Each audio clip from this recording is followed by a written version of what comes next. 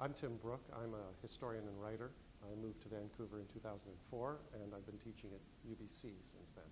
So the campus hangs over the edge of Tower Beach and Wreck Beach, and that meant that I had a pretty constant experience of the place. I'd go down, walk along the beach, be there in summer and winter, rain and shine. It's an absolutely extraordinary place.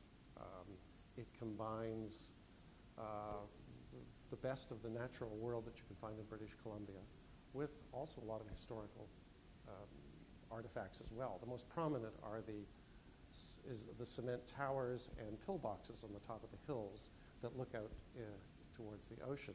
These are a product of the Second World War. I wonder if most people actually realize that, but when Canada went to war with Europe in 1939, Canada and Japan were not at war, but when Japan bombed Pearl Harbor in 1941, Canada and the United States both found themselves in war with Japan. There was an anxiety in the United States particularly that Japan might launch an offensive against the West Coast. It's completely unreasonable, militarily stupid thing to have done, but there was this idea that the Japanese might do that. Accordingly, we had these defense installations that were built. So these were done in 1942. They're still there today.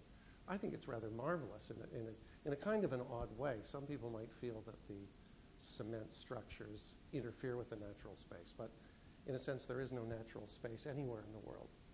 Human interactions lie across the natural space everywhere. And this is one case of war lying across the space. It's interesting, if you go out behind the Museum of Anthropology, which looks out over the ocean, there is a platform on which a movable cannon was built. The cannon's been removed, but you can still go up there and see the original emplacement.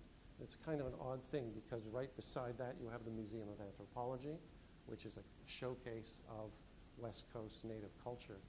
And so the history is just layered over and over on top of itself all along this beach.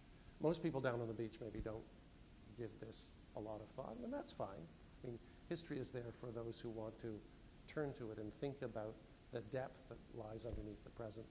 And if you just like the beach, that's fine too.